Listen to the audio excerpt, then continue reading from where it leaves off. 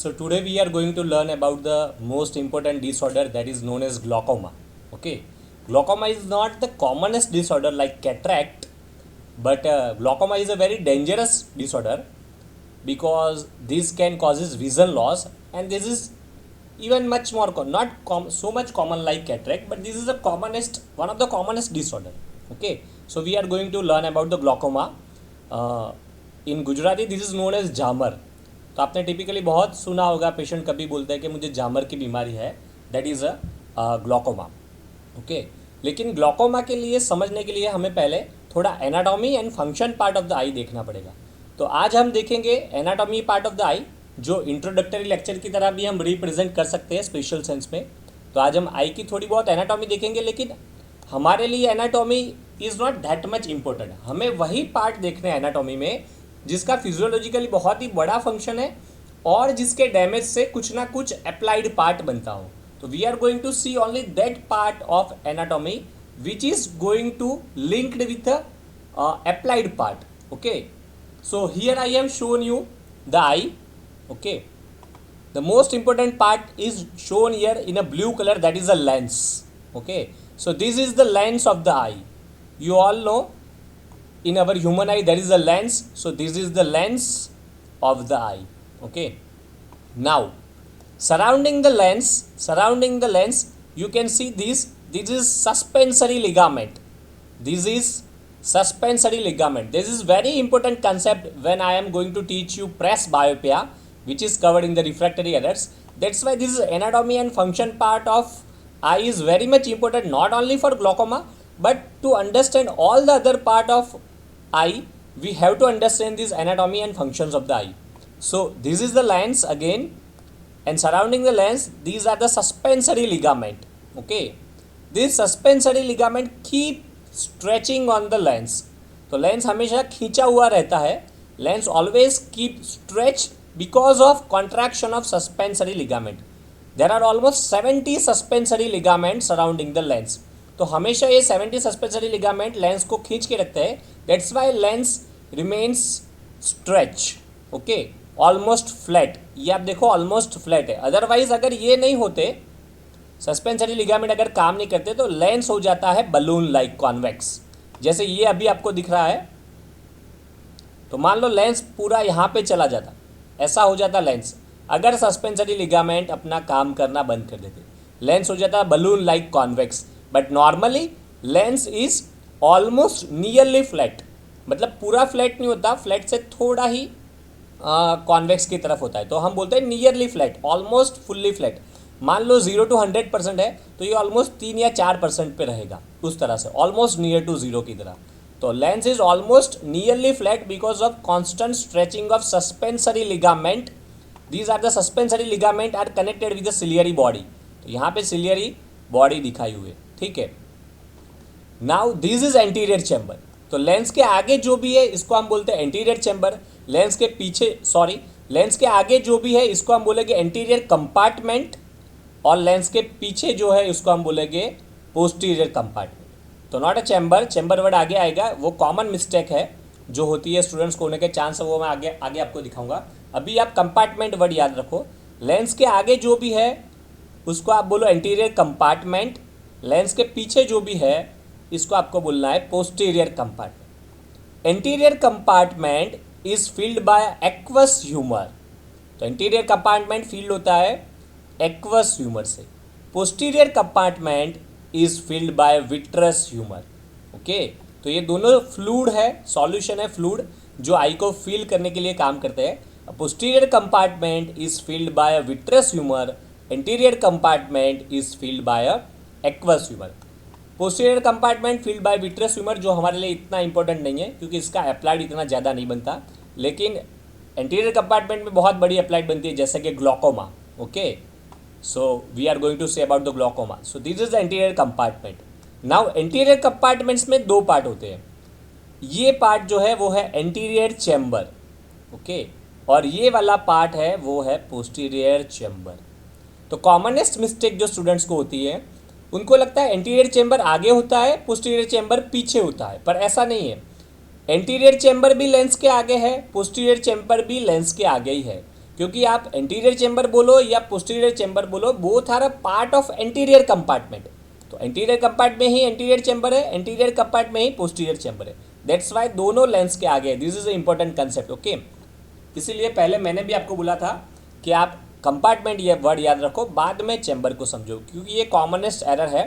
Okay, so this is your anterior chamber and this is your posterior chamber. Okay, clear everyone? Now अब हम कौन से part को anterior chamber बोला, क्यों? तो ये आपकी है आइरिस। ओके, ये है आपकी आइरिस, जो यहाँ पे दिखाई है आइरिस। ओके, तो आइरिस और कॉर्निया, ये आपका है कॉर्निया।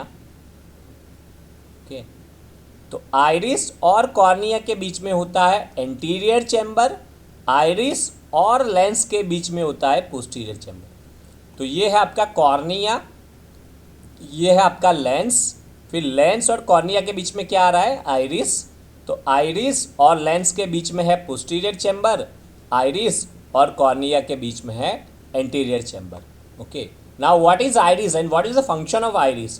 तो जो आइरिस है एग्जैक्टली यहाँ पे क्या आएगा, आपका प्यूपिल। ओके, प्यूपिल आप सबको पता होगा, जैसे हम आँख में देखते हैं तो जो ब्लैक कलर का छोटा सा पार्ट आपको दिखता है वो होता है प्यूपिल। Okay, what is the function of प्यूपिल? प्यूपिल का काम ये है कि जो भी लाइट को एंट्री करनी है तो कितनी लाइट एंटर होनी चाहिए वो कंट्रोल करती है प्यूपिल। जैसे मैंने लास्ट लेक्चर में भी बताया था कि हम लाइट की वजह से देखते हैं कि डार्क की वजह से, तो उसका आंसर था ऐसा कुछ भी नहीं है। हम लाइट और डार्क के कॉन्ट्रास्ट की वजह से देखते हैं। मैंने टिपिकल एग्जांपल दिया था, क्योंकि बहुत सारों को लगता है कि हम लाइट से देखते हैं। तो जैसे आप थिएटर में जाते हो, थिएटर में से बाहर निकलते हो तो थोड़ी देर के लिए कुछ नहीं दिखता, तो थिएटर में से बाहर निकलने बाद तो कितनी ज़्यादा लाइट होती है, तो आसानी से दिखना चाहिए, तो भी आसानी से नहीं दिखता। दैट मीन्स हमें एक सफिशिएंट अमाउंट की लाइट चाहिए, बहुत ज़्यादा लाइट भी नहीं चाहिए, बहुत लेस लाइट भी नहीं चाहिए, लाइट और डार्क का कॉन्ट्रास्ट चाहिए। तो वो कितनी लाइट चाहिए वो कौन कंट्रोल करता है, दैट इज प्यूपिल। अगर प्यूपिल कंस्ट्रिक्टेड होगी तो बहुत ही लेस लाइट एंटर हो पाएगी, अगर प्यूपिल डायलेटेड होगी तो बहुत ही high amount of light enter करवाओगी। तो प्यूपिल का फंक्शन है amount of light entry inside the eye, तो कितनी लाइट एंटर होनी चाहिए वो कंट्रोल करती है प्यूपिल। प्यूपिल कंस्ट्रिक्टेड है तो लेस लाइट जाएगी, प्यूपिल डायलेटेड है तो हाई लाइट जाएगी। लेकिन कौन कंट्रोल करेगा प्यूपिल की साइज, वो है iris. So iris is the structure which control the प्यूपिल size. Iris प्यूपिल को कंस्ट्रिक्ट भी करवा सकती है, आइरिस प्यूपिल को डायलेट भी करवा सकती है। That is the function of iris. Clear everyone? Now this is cornea. Now what is cornea? तो एक बाहर का लेयर होता है, सबसे बाहर का लेयर आई में, वो लेयर होता है कॉर्निया एंड स्क्लेरा। तो कॉर्निया और स्क्लेरा एक ही लेयर है, ये अलग अलग लेयर नहीं है, सेम लेयर है। लेकिन ये पूरा स्क्लेरा है, ये स्क्लेरा जब एंटीरियर पार्ट में आता है जहाँ से लाइट को एंट्री होनी है, तो ये स्क्लेरा कन्वर्ट हो जाता है ट्रांसपेरेंट में, और ट्रांसपेरेंट को हम बोलेंगे cornea. So cornea is a transparent, sclera is a not a transparent. लेकिन स्क्लेरा ही कॉर्निया एक ही स्ट्रक्चर है, स्क्लेरा और कॉर्निया एक ही लेयर है। ये पूरा पार्ट यहाँ पे आएगा आपका स्क्लेरा, और जो एंटीरियर साइड में जाएगा तब स्क्लेरा कन्वर्ट हो जाएगी फ्यू चेंजेस की वजह से कॉर्निया में। And purpose to convert them is to convert a intransparent structure into a transparent structure, and because of transparent structure light is able to enter inside the eye, और ये light की वजह से हम अच्छे से सब कुछ देख पाएंगे, लाइट और डार्क के कॉन्ट्रास्ट की वजह से। लेकिन कितनी लाइट वो कंट्रोल होगा प्यूपिल से। Clear everyone? So cornea is a transparent structure, from cornea light enters. iris is the structure which controls the diameter of pupil. Pupil constricted, less light enters, pupil dilated, more light enters. Okay, and this is the lens. Lens is going to refract and focus everything on the retina. Okay, and anterior compartment, posterior compartment, anterior chamber, posterior chamber. Okay, अगर अभी हमने क्या देखा कि cornea transparent है तो light enter हो जाएगी, इसके बाद लाइट कहाँ से जा रही है, प्यूपिल में होके जा रही है लेंस पे। ओके, फिर लेंस से इसका रिफ्रैक्शन होके यहाँ पे रेटाइना में इमेज बनेगी, तो ये आपका रेटाइना का पार्ट आएगा यहाँ पे। ओके, और रेटाइना में इमेज बनती है, जो हमने लास्ट लेक्चर में देखा था वैसे रेटाइना में इमेज बनी, फिर ऑप्टिक नर्व ये इमेज ले गई ब्रेन तक, वो हमने विजुअल पाथवे में कवर किया है। यहाँ से इमेज जाएगी ऑप्टिक नर्व से ब्रेन तक। ओके, ये विजुअल पाथवे का हिस्सा है। तो दिस इज योर रेटाइना, और यहाँ पे इमेज बनती है। ओके, ये लेंस यहाँ पे रिफ्रैक्ट करके इमेज बना रहा है। Clear everyone? तो अभी अगेन पर्पस क्या है कि कॉर्निया ट्रांसपेरेंट, लेंस भी ट्रांसपेरेंट, तो we must require these part also transparent, तो ये भी ट्रांसपेरेंट होना चाहिए। तो उसकी वजह से we can not give blood over here, we want to give nutrition to this structure. हमें ये सारे स्ट्रक्चर को न्यूट्रिशन तो देना ही है, लेकिन न्यूट्रिशन पूरी बॉडी में ब्लड देता है। अगर हमने यहाँ ब्लड को भेज दिया तो ब्लड में तो पिगमेंट होता है, हीमोग्लोबिन, तो उसकी वजह से, ब्लड की वजह से विज़न अफेक्ट हो जाएगा, अच्छे से विज़न नहीं दिखेगा।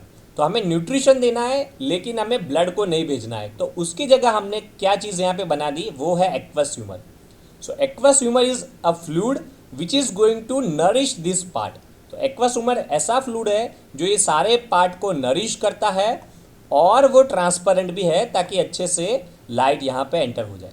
विट्रस ह्यूमर भी फ्लूइड है जो ये सारे पार्ट को नरिश करता है, लेकिन ये सारा पार्ट ओनली विट्रस पे डिपेंडेंट नहीं होता, क्योंकि यहाँ पे पीछे से ऑन विट्रस ह्यूमर यहाँ से, but from this side there is also entering of various arteries. लेकिन आर्टेरियल सप्लाई यहाँ पे बिल्कुल नहीं जा सकता क्योंकि ये क्लोज पार्ट जैसा है, लेकिन यहाँ पे वेरियस आर्टरी सप्लाई करती है ब्लड सप्लाई न्यूट्रिशन। तो इनके पास दो न्यूट्रिशन के सोर्स है, एक तो आर्टरी से, दूसरा विट्रस ह्यूमर से। तो ये ऐसा स्ट्रक्चर है that is not only dependent on vitreous humour, but these structures are only dependent on aqueous humour, that's why that is very crucial. While this structure has a two different blood supply, one is from a vitreous humor, second is from a arteries. So this is very unique structure retina के आसपास। तो retina ऐसे structure है जिसको दो अलग अलग nutrition supply है। रेटाइना का अंदर के पार्ट को विट्रस ह्यूमर सप्लाई करेगा, वाइल रेटाइना के बाहर के पार्ट को आर्टरी सप्लाई करेंगे, और इसको दो सोर्स ऑफ सप्लाई है। ये इंपॉर्टेंट कंसेप्ट तब बनेगा, दो सोर्स ऑफ सप्लाई, जब एक अप्लाइड पार्ट आता है retinal detachment. Okay everyone, what do understand by retinal detachment? आप आंसर करने का ट्राई करो। What do understand by retinal detachment? क्या ये रेटाइना का डिटैचमेंट है? तो दिस इज अ मिसनॉमर, ये मिसनॉमर है। रेटाइना डिटैच नहीं होती, पर रेटाइना के लेयर्स डिटैच होते हैं। वो मैं आगे चलाऊंगा, जब लेयर्स ऑफ रेटाइना चलाऊंगा तब, कि रेटाइना के 10 लेयर्स होते हैं, और वो रेटाइना के लेयर्स में अगर डिटैचमेंट हो जाए तो उसको हम बोलते हैं retinal detachment. That is not कि रेटाइना डिटैच हो गई। तो इसका क्यों दो सोर्स आपको समझना है, क्योंकि अगर रेटाइनल डिटैचमेंट हो चुका है तो भी आपके पास 2 या 3 या बहुत सारा टाइम होता है कि आप पेशेंट को वापस नॉर्मल कर सकते हो। ये मत सोचना कि रेटाइना चली गई है, डिटैच हो गई तो पेशेंट का विजन चला गया। रेटाइना डिटैच है, हाँ रेटाइना का डैमेज डेंजरस है, लेकिन रेटाइना डिटैच है तो भी आपके पास थोड़ा बहुत टाइम है। आप ट्राई करो, उसको ऑप्थेल्मोलॉजिस्ट के पास भेजो, उसको करेक्ट करने का वो भी ट्राई करेंगे, क्योंकि बहुत हाई चांस होते हैं सर्वाइवल के, क्योंकि उसके लेयर्स सेपरेट हो गए, लेकिन अंदर के लेयर को यहाँ से ब्लड मिल रहा है, मतलब विट्रस ह्यूमर से न्यूट्रिशन मिल रहा है, और बाहर के लेयर को अलग सोर्स से न्यूट्रिशन मिल रहा है। तो भले वो सेपरेट हो गए, लेकिन दो अलग अलग सोर्स की वजह से वो लॉन्ग टर्म सर्वाइव कर सकते हैं, फाइट कर सकते हैं, और you have a very high chance for a recovery. तो हमेशा रेटाइनल डिटैचमेंट वाले पेशेंट को हो गया मतलब होपलेस मत हो जाना, उसको जल्दी से ऑप्थेल्मोलॉजिस्ट के पास भेजना। वो बहुत सारे दिन सर्वाइव कर सकता है सेपरेट होने के बाद भी। Okay, so that is the important part, but retinal detachment as a first year student, not a IAP short note for you, but yes, this one glaucoma, aqueous humor वाली glaucoma, that is very IMP short note for you. लेकिन most IMP applied तो आपके लिए myopia, hypermetropia, press बायोपिया, मतलब refractory errors ही आएगी। जैसे last time मैंने बोला था 10 में से 5 बार आपको रिफ्रैक्टरी एरर्स वाली शॉर्ट नोट आएगी, लेकिन ग्लोकोमा एक टफ शॉर्ट नोट है और IMP शॉर्ट नोट है, वो आ सकती है। रेटिनल डिटैचमेंट यूजुअली नहीं पूछते, लेकिन 1 मार्क में पूछ सकते हैं कि what is retinal detachment, and this is also very IMP for your future purpose. Okay, और प्रैक्टिकल में भी थोड़ा बहुत आता है कि रेटिनल डिटैचमेंट है तो कैसा विजन लॉस होगा, क्या डैमेज होगा। Clear everyone? So this is again your anterior chamber, posterior chamber, iris और कॉर्निया के बीच में एंटीरियर चैम्बर, आइरिस और लेंस के बीच में पोस्टीरियर चैम्बर। क्लियर? नाउ ये एरो आप देखो, ये एरो यहाँ से होके यहाँ जा रहा है। What is this? This is the flow of fluid, this is the flow of fluid. लेकिन किसका फ्लो? एक्वस ह्यूमर का फ्लो। इसका मतलब एक्वस ह्यूमर यहाँ बनता है, formation of aqueous humour over here, then aqueous humour moves towards this part और यहाँ पे इसका एब्जॉर्ब हो रहा है। ये है आपकी कैनाल ऑफ स्क्लेम, यहाँ पे दिखा है canal of Schlemm. So canal of Schlemm में एक्वस ह्यूमर एब्जॉर्ब हो जाता है। तो एक्वस ह्यूमर बनता है यहाँ पे और एब्जॉर्ब यहाँ पे होता है। Now I am asking you the question, aqueous humour कहाँ बनता है, एंटीरियर चैम्बर में कि पोस्टीरियर चैम्बर में? Okay, so everyone you know the answer. Again aqueous humour posterior chamber में बन रहा है, क्लियर। एक्वस ह्यूमर एब्जॉर्ब कहाँ पे होता है, एंटीरियर चैम्बर में कि पोस्टीरियर चैम्बर में? सो this is again very clear, aqueous humour absorb हो रहा है एंटीरियर चैम्बर में। सो एक्वस ह्यूमर बन रहा है, सॉरी एक्वस ह्यूमर एब्जॉर्ब हो रहा है, हाँ ओके अगेन, एक्वस ह्यूमर बन रहा है पोस्टीरियर चैम्बर में, एक्वस ह्यूमर एब्जॉर्ब हो रहा है एंटीरियर चैम्बर में। सबको क्लियर? फॉर्मेशन हो रहा है पोस्टीरियर चैम्बर में, एब्जॉर्प्शन हो रहा है एंटीरियर चैम्बर में। ए के साथ ए याद रखना, एक्वस ह्यूमर का एब्जॉर्प्शन हो रहा है एंटीरियर चैम्बर में। So absorption in the anterior chamber, formation is in the posterior chamber. तो ए के साथ ए, एब्जॉर्प्शन हुआ एंटीरियर चैम्बर में, फॉर्मेशन हुआ पोस्टीरियर चैम्बर में। अब आपको अगेन क्लियर कि पोस्टीरियर चैम्बर में बना, लेकिन एंटीरियर चैम्बर में कहाँ से होके जाएगा, आइरिस और प्यूपिल के बीच में होके। तो यहाँ पे आपकी प्यूपिल है, हमने जैसे देखा, तो ये रूट है एक्वस ह्यूमर के एब्जॉर्प्शन का। अभी आपको बोलना है अगर प्यूपिल डायलेटेड होगी, मान लो प्यूपिल पूरी डायलेटेड है यहाँ पे, तो क्या एक्वस ह्यूमर यहाँ पे अच्छे से जा पाएगा? तो आंसर आएगा नो। अगर प्यूपिल कंस्ट्रिक्ट है, बहुत ही छोटी प्यूपिल है, कंस्ट्रिक्ट मान लो इतनी प्यूपिल ही हो, तो ये एक्वस ह्यूमर आसानी से एब्जॉर्ब के लिए पहुँच जाएगा। लेकिन प्यूपिल डायलेटेड है तो स्पेस बहुत ही नैरो बचती है एक्वस ह्यूमर के एब्जॉर्प्शन के लिए। तो एक ह्यूज कंसेप्ट यहाँ पे बनता है, प्यूपिल डायलेटेड है तो very tough to absorb aqueous humour, pupil constricted है तो very easy to absorb aqueous humour. Clear everyone? अगर आपकी प्यूपिल कंस्ट्रिक्टेड है तो बहुत ही आसानी से एब्जॉर्प्शन हो पाएगा, लेकिन डायलेटेड प्यूपिल कंडीशन है very tough to absorb aqueous humour. अब आपको आंसर अगेन करना है कि प्यूपिल कंस्ट्रिक्टेड कब होती है एंड प्यूपिल डायलेटेड कब होती है, दैट इज द क्वेश्चन। क्या मैंने बोला था? प्यूपिल कंस्ट्रिक्टेड होती है लाइट में एंड प्यूपिल डायलेटेड होती है डार्क में। तो dilation of प्यूपिल occur in a dark atmosphere, इसका मतलब अगर डार्क एटमोस्फियर है तो प्यूपिल डायलेटेड होगी और ये बहुत ही टफ होगा एब्जॉर्ब होना। तो ग्लोकोमा डेंजरस कब होगा, डार्क में या लाइट में एवरीवन? तो आंसर आएगा dark atmosphere. Why everyone clear? क्योंकि डार्क में होगा डायलेशन ऑफ प्यूपिल और डायलेशन ऑफ प्यूपिल की वजह से एक्वस ह्यूमर आसानी से एब्जॉर्ब नहीं हो पाएगा और उसका प्रेशर बढ़ने के चांस हाई हो गए and that is very dangerous for a patient. Okay, so dark causes dilation of pupil, light causes constriction of pupil. So अभी हम देखेंगे कि ये एक्वस ह्यूमर का कंपोजिशन क्या होता है, मतलब वो किससे बनता है और कितने रेट पे बनता है। तो मोस्ट आईएमपी थिंग है कि वो कितने रेट पे बनता है। तो एक्वस ह्यूमर 2 to 3 माइक्रोलीटर पर मिनट बनता है। इसका क्या मतलब है? एक मिनट में यहाँ से 2 to 3 माइक्रोलीटर फ्लूइड एंटर होगा। Clear everyone? एक मिनट में 2 to 3 माइक्रोलीटर फ्लूइड एंटर होगा। अभी आपको समझना है कि यहाँ पे कितना एक्वस ह्यूमर स्टोर होता है रूटीन में। तो ये आंसर आता है रफली 0.3 ml के आसपास। कितना? 0.3 ml। इसमें पर्टिकुलरली आप देखो एंटीरियर चैम्बर में 0.25 ml, पोस्टीरियर चैम्बर में 0.06 ml। तो ये दोनों को आप कॉम्बिनेशन कर दोगे तो ये नंबर रफली आपका हो जाएगा 0.3 ml के आसपास, ये मतलब 0.30 ml। क्लियर सबको? सो एंटीरियर चैम्बर में लार्जली स्टोर होता है 0.25 ml, पोस्टीरियर चैम्बर में बिल्कुल थोड़ा ही 0.06 ml। तो आप देखो कितनी बड़ी एंटीरियर चैम्बर है, इसमें 0.25 स्टोर होता है और एक छोटी सी पोस्टीरियर चैम्बर 0.06। तो कितना टोटल स्टोर रहता है? 0.30 ml। और एंटर कितना होता है? 2 to 3 माइक्रोलीटर पर मिनट। 0.30 ml का क्या मतलब है? 0.30 ml मतलब 300 माइक्रोलीटर होते हैं। क्लियर सबको? कितने होते हैं? 300 माइक्रोलीटर। तो 300 माइक्रोलीटर स्टोर होता है, रफली 250 माइक्रोलीटर यहाँ पे, 50 माइक्रोलीटर यहाँ पे। और एंटर कितना होता है? नया कितना बनता है? 3 माइक्रोलीटर। इसका मतलब ये कंसेप्ट बन रहा है कि जो भी एक्वस ह्यूमर यहाँ पे स्टोर्ड होता है वो हर 100 मिनट्स में चेंज हो जाएगा, क्योंकि 1 मिनट में 3 आएगा तो 100 मिनट में 300 आएगा, तो पुराना 300 चला जाता है, यहाँ से एब्जॉर्ब हो जाता है और नया 300 एंटर होता है।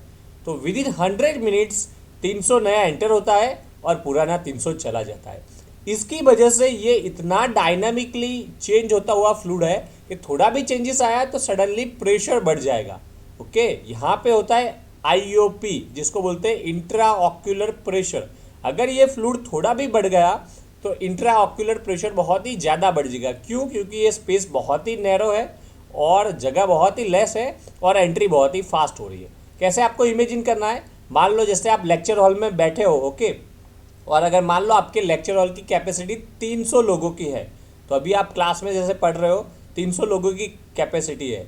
यूजुअली आप देखना लेक्चर हॉल में 2 डोर होते हैं, एक डोर मान लो ये है, दूसरा डोर ये है, तो मतलब स्टूडेंट पहले डोर से आते हैं और जाने का हमने फिक्स रखा है दूसरे डोर से। तो 300 स्टूडेंट बैठे हैं। अभी मान लो हर 1 मिनट में 3 नए आ रहे हैं, हर 1 मिनट में 3 नए आ रहे हैं, तो क्या होगा? अगर 3 की जगह 6 आना स्टार्ट हो गए नए, तो तुरंत यहाँ पे इकट्ठा बहुत ज़्यादा स्टूडेंट हो जाएंगे और आईओपी बढ़ जाएगा, मतलब इंट्रा ऑक्यूलर प्रेशर बढ़ जाएगा। दूसरा वे क्या है कि भले 3 ही आते रहे, लेकिन बाहर जहाँ से जा रहे हैं वो बाहर जाने का डोर किसी ने बंद कर दिया, तो थोड़ी ही मिनट में वापस बहुत सारे इकट्ठा हो जाएंगे। क्योंकि 3 आ रहे हैं, 10 मिनट ही डोर बंद रहा तो 330 हो जाएगी और प्रेशर बढ़ जाएगा। तो देयर आर 2 कंडीशन, एक तो स्टूडेंट्स की एंट्री बढ़ गई तो भी प्रेशर बढ़ गया, या फिर बाहर जाने का डोर बंद कर दिया तो भी प्रेशर बढ़ गया। तो उसी तरह यहाँ पे ग्लूकोमा के कॉज हो गए either increase synthesis of aqueous humour और decrease absorption of aqueous humour. या तो आप बनाना बहुत ज़्यादा कर दो यहाँ से तो भी ये हो जाएगा ग्लूकोमा, या यहाँ से उसका एब्जॉर्प्शन बंद कर दो तो भी हो जाएगा ग्लूकोमा।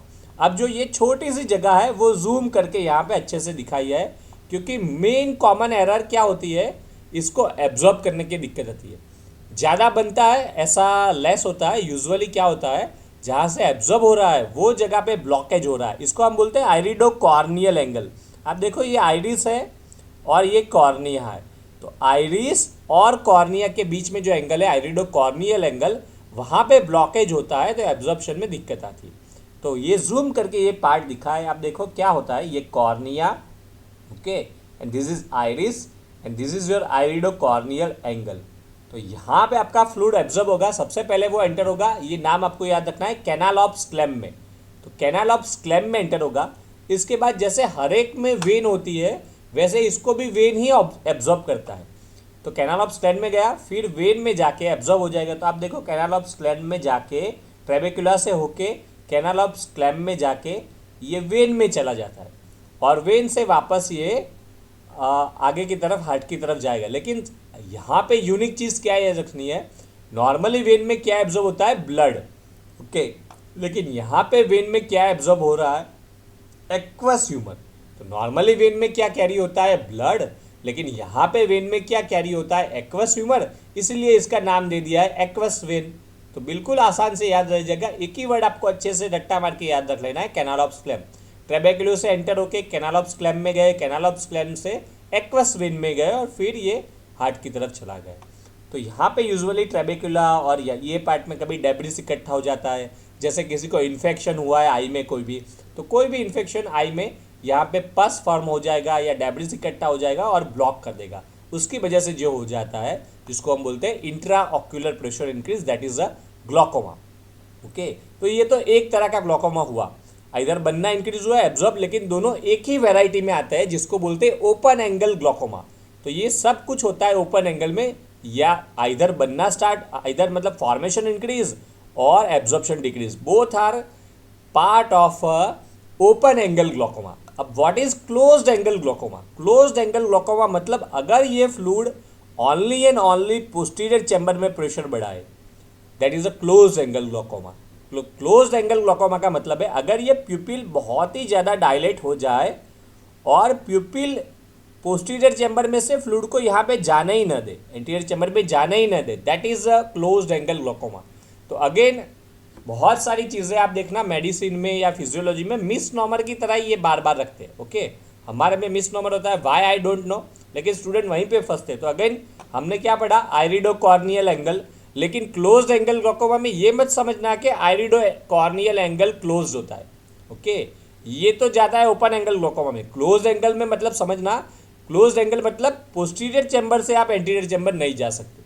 आप पोस्टीरियर चैम्बर से एंटीरियर चैम्बर कहाँ से होके जाते हो, प्यूपिल से होके। ओके, वो मैंने आगे समझा है। वैसे आप पोस्टीरियर चैम्बर से एंटीरियर चैम्बर जाते हो प्यूपिल से होके।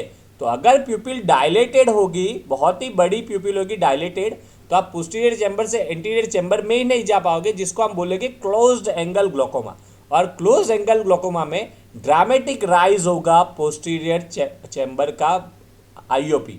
Okay, intraocular pressure of posterior chamber dramatically rises in case of close angle glaucoma. Why this dramatically rises, क्यों ड्रामेटिक राइज होता है? क्योंकि ये स्पेस बहुत ही छोटी है। हमने देखा कितना है, ओनली 0.06 ml।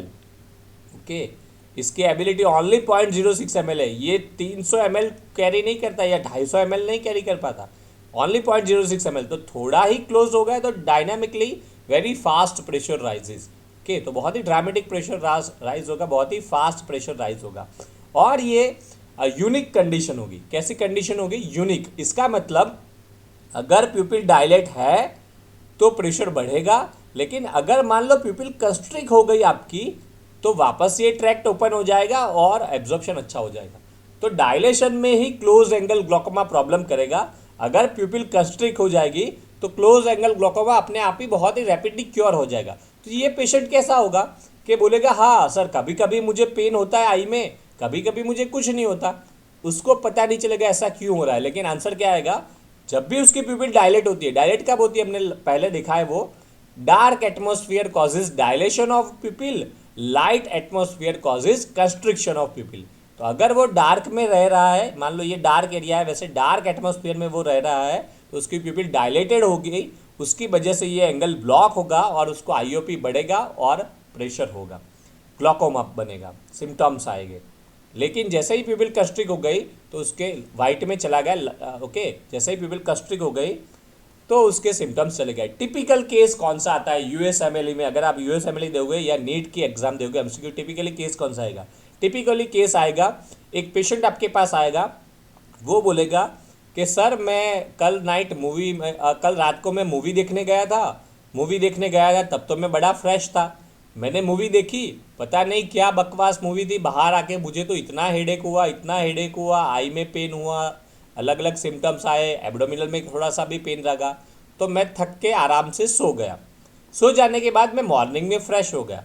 ऐसे हिस्ट्री लेके आएगा। बाद में वो बोलेगा कि सर पता नहीं मेरे दोस्तों को तो कोई दिक्कत नहीं होती, इसकी वजह से मैंने सीरियस मूवी देखना भी छोड़ दिया, अब तो मैं कॉमेडी मूवी देखता हूँ, तो भी ये मुझे बार बार हो रहा है। हर बार मैं मूवी देखता हूँ, बहुत सारी बार ये हो जाता है, पता नहीं मुझे मूवी ही पसंद नहीं है कि क्या नहीं पसंद है, और दोस्तों को ये समझ में नहीं आती बात।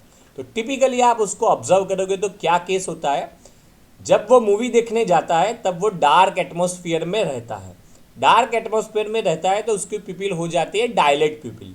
डायलेट पिपिल की वजह से उसका पोस्टीरियर चैम्बर ब्लॉक हो जाने की वजह से एंगल क्लोजर ग्लोकोमा अगर है तो उसका अटैक उसको आ जाता है और आई में पेन होता है। और देखना कि angle closure glaucoma acute condition है, इतनी सीवियर कंडीशन है कि वो एब्डोमिनल पेन भी कर सकता है। इसकी वजह से टिपिकली क्या होता है, पेशेंट आई के साथ आए तो आपके दिमाग में बनता है कि ग्लोकोमा हो सकता है, लेकिन जब पेशेंट बॉडी का सिम्टम्स लेके आता है जैसे एब्डोमिनल पेन, तो आपको समझ में नहीं आता कि इसको भाई हो सकता है कि ग्लोकोमा हो। तो आपको यही समझना है कि बॉडी के सिम्टम्स भी ग्लोकोमा वाले पेशेंट्स में हो सकते हैं। तो ये आपको मान के चलना है कि अगर आई का पेन है, बॉडी का पेन है, डार्क एटमॉस्फेयर की हिस्ट्री है, तो आपको ग्लोकोमा समझना है। फिर टिपिकली आपको देखना है कि वो घर पे जाके सो जाता है। अगर कोई सो जाता है तो क्या होता है, ये आपको अभी क्रेडिट क्वेश्चन में पूछूंगा, उसका आपको मुझे आंसर करना है। अगर आप डार्क में रहते हो तो आपकी प्यूपिल कैसी होती है? डार्क मतलब लाइट नहीं है, तो आपको ज़्यादा लाइट एंटर करवानी पड़ेगी। ज़्यादा लाइट एंटर करवाने के लिए आपकी प्यूपिल रहेगी डायलेटेड। तो ये अभी सबने हमने देख लिया है, डार्क में होती है प्यूपिल डायलेटेड। सेकंड क्वेश्चन, अगर आप लाइट में हो तो प्यूपिल कैसी रहेगी? अगर आप लाइट में हो तो आपकी प्यूपिल रहेगी कंस्ट्रिक्टेड, क्योंकि लाइट में लेस लाइट एंटर करवानी है, तो लाइट में रहेगी प्यूपिल कंस्ट्रिक्टेड। अभी मेरा ये थर्ड आपको क्रेडिट क्वेश्चन है, अगर आप सो गए हो तो आपकी प्यूपिल कैसी होगी? सब 1 मिनट के लिए सोच लो और आंसर करो। अगर आप सो गए हो तो आपकी प्यूपिल कैसी होगी? सो एवरीवन, डार्क में डायलेशन, लाइट में constriction, what happen in sleep, that is a question for you. बहुत सारे स्टूडेंट्स को अभी लगा होगा कि स्लीप में तो बिल्कुल डार्क होता है तो प्यूपिल डायलेटेड रहेगी, तो no, answer is wrong. Answer होता है पिन पॉइंट प्यूपिल, मतलब कंस्ट्रिक्ट से भी स्मॉल प्यूपिल होती है पिन पॉइंट प्यूपिल ड्यूरिंग स्लीप। क्यों? क्योंकि अब जब आपकी आँख खुली है और डार्क है, इसका मतलब आपको देखना है लेकिन डार्क है, तो भगवान करता है प्यूपिल का डायलेशन। जब आपकी आँख खुली है और बहुत ही लाइट है तो भगवान करता है प्यूपिल का कंस्ट्रक्शन। लेकिन जब आपकी दानत देखने के ही नहीं है, आपको कुछ देखना ही नहीं है, तो प्यूपिल क्यों भाई डायलेट रहे? प्यूपिल हो जाती है सबसे छोटी पिन पॉइंट। तो ये मत समझो कि डार्क एंड लाइट, आंख बंद मतलब ये तो पक्का है कि आपको कुछ देखना ही नहीं है। अगर आपको कुछ देखना ही नहीं है तो बॉडी क्यों कुछ ट्राई ही करेगी? तो जब आप सो जाते हो, जब आप देखना ही नहीं चाहते, तब आपकी प्यूपिल हो जाती है पिन पॉइंट प्यूपिल। तो दैट्स वाई अगर पिन पॉइंट प्यूपिल होगी, बहुत ही कंस्ट्रिक्टेड होगी, तो वो ग्लूकोमा का अटैक बिल्कुल ही क्लियर हो जाएगा। ओके, क्योंकि पिन पॉइंट प्यूपिल है तो वो एंगल चला गया और पूरा फ्लूइड एब्जॉर्ब हो जाएगा और पेशेंट क्योर हो गया। तो डार्क में वो मूवी में था तो उसको पेन हुआ, जैसे ही घर पे आके सो गया तो सोने की वजह से पिन पॉइंट प्यूपिल हुई और वो एंगल क्योर हो गया और पेशेंट का ग्लूकोमा क्योर हो गया, सिम्टम्स चले गए। ओके, टेम्पररी, लेकिन वापस जब डार्क में आ गया तो सिम्टम्स उसको ये बार बार होते रहेंगे। Okay, clear everyone? तो ये टिपिकल केस रियल लाइफ के लिए भी बहुत ही इंपॉर्टेंट, और यूएसएमएलई के क्वेश्चंस में भी आपको ये बार बार केस आ सकता है। क्लियर सबको? Now what we are discussing के दो टाइप अभी हम देख लेते हैं, थोड़ा सा देख लेते हैं एक्वस ह्यूमर के बारे में। 0.25 ml, 0.06 ml रेट आपने देख लिया, 2 to 3 माइक्रोलीटर्स पर मिनट। कॉन्स्टिट्यूट्स लिखने हैं लेकिन इतना कुछ इसका अप्लाइड नहीं बनता, बस थोड़ा बहुत याद रख लो। वाटर होता है, प्रोटीन होता है, ठीक है, अमीनो एसिड। ओके, और कंसेप्ट ये कि aqueous humour is derive from plasma within the capillary network mainly by active transport and also by diffusion and ultra filtration. तो active transport, diffusion, ultra filtration सब होके ये बनता है। और ये इसका ड्रेनेज याद रखना है, कहाँ से बना? सिलियरी बॉडी में, पर्टिकुलरली सिलियरी प्रोसेस से बनाया। ये था aqueous humour in posterior chamber, फिर प्यूपिल से होके गया एंटीरियर चैम्बर में। अभी हमने एंगल क्लोजर का केस देखा, वो यहाँ पे ब्लॉकेज था, यहाँ पे पोस्टीरियर चैम्बर में से एंटीरियर चैम्बर में जा ही नहीं पा रहा था क्योंकि प्यूपिल डायलेटेड थी। तो ये यहाँ पे ब्लॉक होगा तो हो जाएगा आपका closed angle glaucoma. So normal pathway ciliary process से बना, पोस्टीरियर चैम्बर में आया, पोस्टीरियर चैम्बर से एंटीरियर चैम्बर में चला गया वाया प्यूपिल। इसके बाद इसका ड्रेनेज होगा anterior chamber to trabecular meshwork, then canal of Schlemm, then episcleral vein. Typically आपको यहाँ पे एक्वस वेन ही लिख देना है। ये ट्रेबेकुलर रूट है, यहीं से 90% एब्जॉर्ब होता है, यही रूट आपको याद रखना है, लिख देना है। आप ये लिखते हो दूसरा यूवियोस्क्लेरल वाला तो ठीक है, नहीं लिखोगे तो भी आप you are getting a good marks. याद रखना है तो यही याद रख लो, सिलियरी प्रोसेस से एंटीरियर चैम्बर में होके, सिलियरी बॉडी से होके, सुप्राकोरोइडल स्पेस से होके एब्जॉर्प्शन होगा। मैं इसलिए पूरा डिस्कस नहीं कर रहा क्योंकि ये 10% ही अपना काम कर रहा है। ये खराब भी हो गया तो भी पेशेंट को कुछ नहीं होने वाला, क्योंकि ये 90% ओके है। If you are getting a 90% mark that is very good, ऐसी कंडीशन है। लेकिन ये खराब हो गया है तो ग्लूकोमा होने वाला है। तो आपको यही रूट याद रखना और लिखना है। If you want to add this तो 3 नाम रट्टा मार के लिख देना। सिलियरी प्रोसेस से याद रह जाएगा, सिलियरी बॉडी, सुप्राकोरोइडल स्पेस, और फिर कोरोइड में ही चला गया एंड स्क्लेरा में चला गया। Clear everyone? So this is IOP, intra ocular pressure. कौन मेंटेन कर रहा है? जो भी आपका एक्वस ह्यूमर है, वो एक्वस ह्यूमर का फ्लूइड की वजह से जो बनता है that is your intra ocular pressure. Normal value कितनी होती है? 15 mmHg। ओके, 12 mmHg, 12 to 20 इसकी रेंज है और नॉर्मल वैल्यू है 15 mmHg। अगर 20 mmHg से भी बढ़ जाता है, 30 mmHg तक चला जाता है, तब ये हो जाता है ग्लूकोमा। तो ग्लूकोमा में आप रफली देखना 30 mmHg के आसपास ये प्रेशर हो जाता है, इसको हम बोलते हैं glaucoma. Normal level is maintain by dynamic equilibrium between formation and absorption. तो नॉर्मली डायनामिक इक्विलिब्रियम होता है फॉर्मेशन और एब्जॉर्प्शन। हमने देखा अगर फॉर्मेशन बढ़ जाएगा तो भी ग्लोकोमा हो जाएगा, अगर एब्जॉर्प्शन डिक्रीज होगा तो भी ग्लोकोमा हो जाएगा। Which are the factors that control, एक तो फॉर्मेशन हो रहा है वो, दूसरा एब्जॉर्प्शन हो रहा है वो, तो ये दोनों तो है। और तीसरी चीज मैंने बोली वैसे याद रखना है आपको, dilation of प्यूपिल in patient with a narrow anterior chamber. तो 3 याद रख लो तो भी चल जाएगा, ये एक चलेगा। जनरल फैक्टर्स टिपिकली ये सारे होते हैं, जैसे डायर्नल वेरिएशन, फिर पोस्चरल वेरिएशन से होता है, osmotic pressure of blood, drugs, alcohol, tobacco smoking, ये सारी चीज़ें ग्लोकोमा को इंक्रीज और डिक्रीज कर सकते हैं। ये सारी चीज़ें हैं लेकिन रूटीन पेशेंट्स में होती है, क्योंकि मान लो कोई जैसे अल्कोहल ले रहा है तो ग्लोकोमा से पहले तो उसको बहुत सारी और बीमारी होने वाली है, तो वो पेशेंट उसी वजह से सामने प्रेजेंट हो जाता है। तो इसकी वजह से ये सारा आपको बहुत याद रखना है। तो ठीक है, एग्जाम में शॉर्ट नोट में ऐड करने के लिए वेरी गुड, इससे आपका हायर मार्क्स होगा। लेकिन ये पेशेंट मेरे ख्याल से आपके पास आएगा और उसको आप क्योर करोगे और ग्लोकोमा क्योर हो जाएगा, नहीं होगा। ओके, किसी को ड्रग्स लेने की आदत है तो वो ग्लोकोमा क्योर करने की जगह उतनी लाइफ में उसको प्रॉब्लम होगी, आप उसको सॉल्व कर दोगे तो वो बेटर होगा। इसलिए ये ठीक है, लेकिन इसमें आप जैसे किसी का एज है, ठीक है, वो बोलेगा वो एजेड है तो ग्लोकोमा हुआ, तो क्या करोगे आप, उसको यंग तो नहीं बना पाओगे। तो ये सारे फैक्टर्स ठीक है याद रखने के लिए एग्जाम में, लेकिन मेन आपको यही एक याद रखना है, हेरिडिटी। इसका मतलब पहले वाला आपको यही याद रखना है। इसका क्या मतलब है कि ये जीनेटिक स्प्रेड होता है, that is very much important. इसका मतलब अगर किसी के पेरेंट्स को ग्लोकोमा है और उसका बच्चा है तो उसको अर्ली एज से बोलना है कि भाई तू अपना आई का चेकअप करवाता रहे, तुझे ग्लोकोमा हो जाएगा। क्योंकि ग्लोकोमा का सिम्टम्स बहुत ही कैसा है, हेडेक का सिम्टम्स है, और हेडेक का सिम्टम्स रूटीन होता है। हेडेक, आई पेन, ये ऐसे सिम्टम्स है कि पेशेंट केयर नहीं करता, भाई चलेगा मैं, और सो जाता है तो ठीक हो जाता है, तो वो ज़्यादा आपके पास प्रेजेंट नहीं होता। फिर धीरे धीरे ग्लोकोमा में आई डैमेज हो जाता है और विजन लॉस हो जाता है। कोई पूछेगा क्या ग्लोकोमा में ब्लाइंडनेस होता है, तो आंसर आता है हाँ, ग्लोकोमा में भी बहुत ही लास्ट स्टेज में ब्लाइंडनेस होता है, क्योंकि प्रेशर बढ़ने से धीरे धीरे ये ऑप्टिक नर्व पे डैमेज स्टार्ट हो जाता है और फिर उसका विजन लॉस होता है। ओके, सो ग्लोकोमा वाले पेशेंट में भी विजन लॉस होता है, लेकिन बहुत ही धीरे धीरे होता है। पेशेंट के सिम्टम्स भी बड़े नहीं है, ठीक है, तो वो केयर नहीं करेगा, चलो आज कौन जाए, कल जाएंगे, कल नहीं जाए, परसों जाएंगे, ऐसा करते हैं धीरे धीरे उसका विजन लॉस हो जाएगा, और ये दिक्कत की बात है। दैट्स वाई अगर पेरेंट्स को ग्लोकोमा है तो जेनेटिक फैक्टर आपको अच्छे से याद रखना है, वो एग्जाम में भी लिखना है और पेशेंट पे भी अप्लाई करना है कि किसी को भी जेनेटिक प्रॉब्लम है तो उसको बच्चों को बोल देना है पहले से ही कि आपकी उम्र 30 साल 40 साल अर्ली एज से ही आप आई का चेकिंग करवा लो। थोड़ा भी हेडेक है तो डॉक्टर को सामने से बोलो कि एक बार वो चेक करवा ले, क्योंकि डॉक्टर के दिमाग में यूजुअली जनरल प्रैक्टिशनर एमबीबीएस है तो यूजुअली ये थॉट नहीं आता। उनके लिए पहला थॉट चाहता है कि कोई अलग प्रॉब्लम होगा, डायबिटीज़ होगा या आंखों का नंबर होगा, ऐसे कॉमन थॉट्स की तरफ ही प्रॉब्लम ज़्यादा है। तो ग्लोकोमा में अगर ब्लाइंडनेस होगी तो कैसी होगी, तो टिपिकली आपको याद रखना है टनल विजन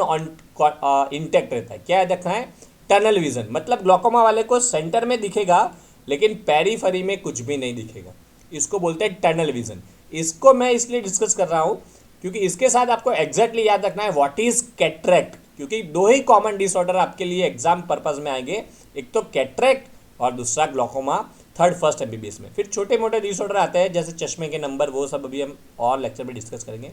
तो व्हाट इज कैटरेक्ट, कैटरेक्ट में किस में प्रॉब्लम होगा, कैटरेक्ट में प्रॉब्लम होगा लेंस में।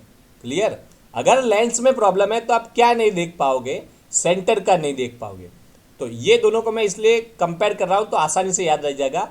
लेंस के प्रॉब्लम में आप सेंटर का नहीं देख पाओगे, ग्लोकोमा में के प्रॉब्लम में आप पेरीफेरी का नहीं देख पाओगे। Okay, clear everyone. तो ग्लोकोमा में पेरीफेरल विजन नहीं जाता, अरे ग्लोकोमा में पेरीफेरी का नहीं दिखता, कैटरेक्ट में सेंटर का नहीं दिखता। कैसे याद रहेगा, क्योंकि कैटरेक्ट में लेंस का प्रॉब्लम होता है, लेंस सेंटर में है, तो कैटरेक्ट के प्रॉब्लम में लेंस में दिक्कत होगी और आप देख नहीं पाओगे।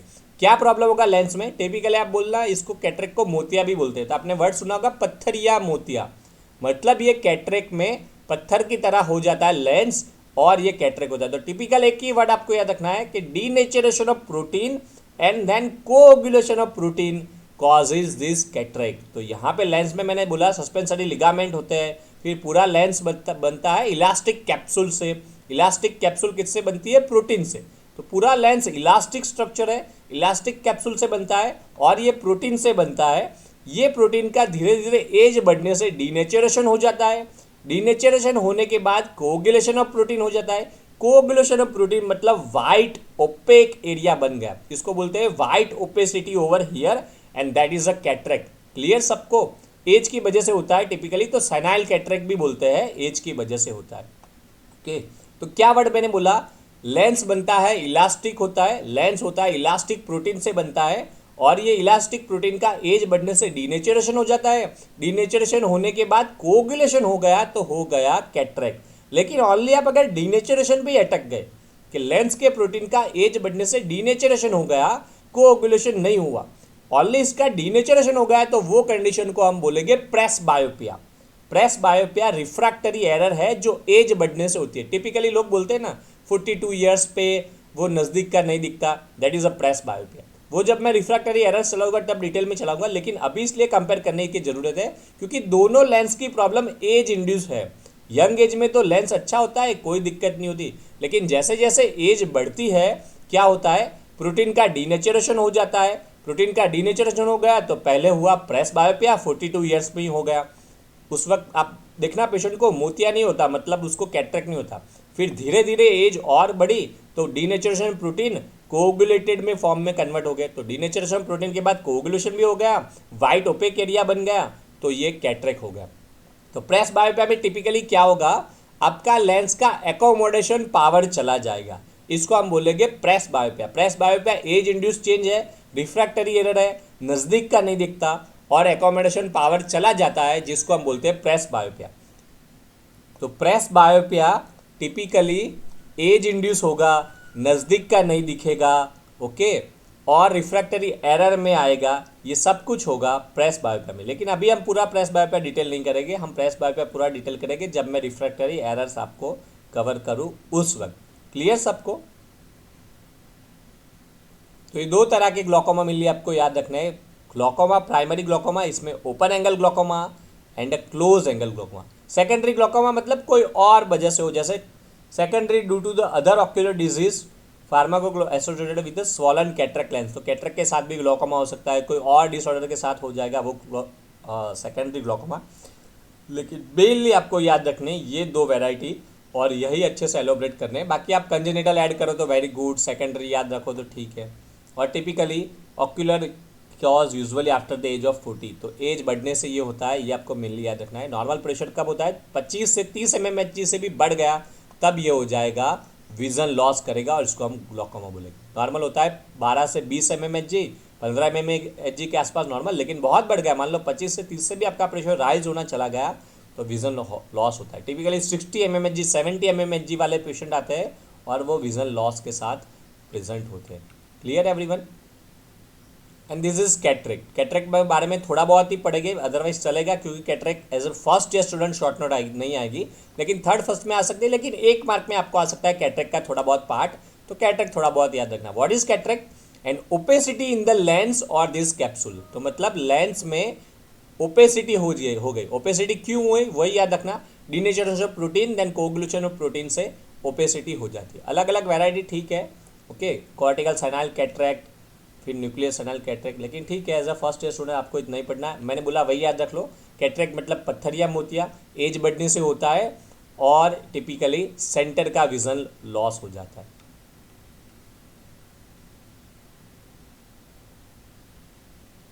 और कभी कभी ये पूछते हैं कि why cornea is a transparent, 1 mark में, ओके, तो ये सारे फैक्टर्स लिख देने हैं।